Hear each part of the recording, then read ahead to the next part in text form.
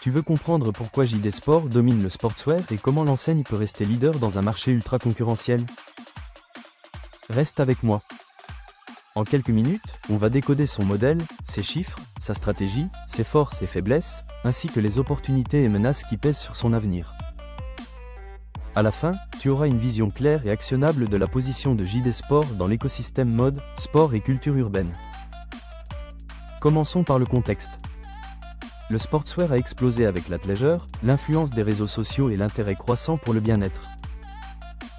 Dans ce paysage où Nike, Adidas, Foot Locker, Zalando ou Azos se livrent une bataille permanente, JD Sport s'est imposé grâce à l'innovation, aux exclusivités produits et à une stratégie omnicanale très affirmée. Résultat, une marque qui parle aux 16 à 35 ans, avec une image lifestyle forte et une exécution commerciale millimétrée. Qui est JD Sport, concrètement ? C'est une enseigne anglaise devenue un acteur mondial, avec plus de 2500 magasins et une présence solide en Europe, en Asie et en Australie. Sa clientèle est jeune, orientée streetwear, sneakers et mode urbaine. Le groupe s'appuie sur des partenariats puissants avec Nike, Adidas, Puma, New Balance, The North Face et d'autres, et sur une identité claire, le meilleur du sportswear premium, avec des drops et des exclusivités qui créent de la désirabilité. Quelques repères chiffrés pour situer l'ordre de grandeur. Une capitalisation boursière significative, un parc de magasins au-delà de 2500 points de vente, un chiffre d'affaires en croissance et une internationalisation maîtrisée. Ces indicateurs confirment la solidité du modèle et la capacité du groupe à investir dans l'expérience client, la logistique et le digital.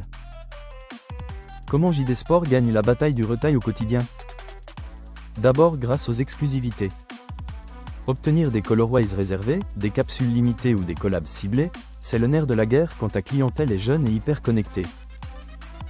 Ensuite, l'expérience en magasin.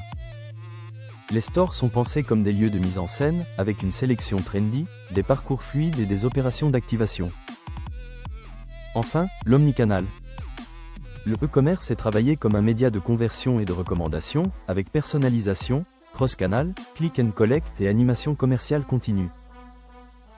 À cela s'ajoute une expansion internationale rythmée par des ouvertures pertinentes, qui diversifient les relais de croissance.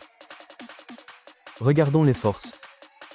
La marque JD est installée et désirée, ce qui réduit le coût d'acquisition par rapport à un distributeur générique.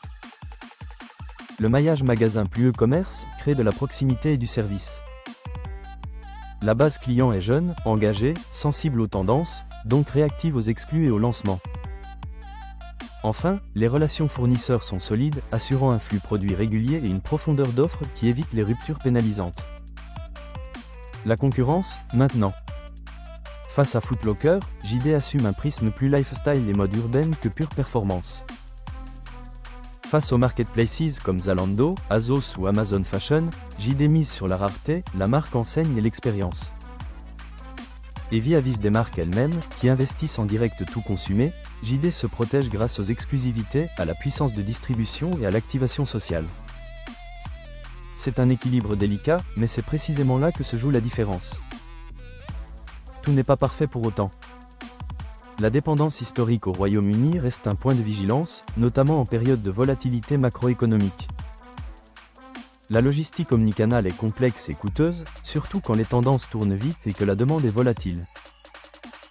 Et la pression concurrentielle est permanente, avec des coûts marketing élevés et des arbitrages délicats entre marge et volume. Du côté du marché, trois dynamiques poussent JD dans le bon sens. 1. L'athleisure maintient une demande soutenue pour des produits confortables et stylés. 2. L'effet réseaux sociaux accélère la diffusion des tendances et nourrit l'appétence pour les collabs et les exclus. 3. L'intérêt pour le sport et la santé soutient les catégories techniques et les chaussures performance hybrides, parfaitement compatibles avec un usage quotidien. Quelles opportunités saisir? L'évidence, c'est la durabilité. Développer des sélections de produits éco-responsables, améliorer la traçabilité et raconter la preuve environnementale peuvent fidéliser sans cannibaliser le style. Ensuite, l'influence marketing.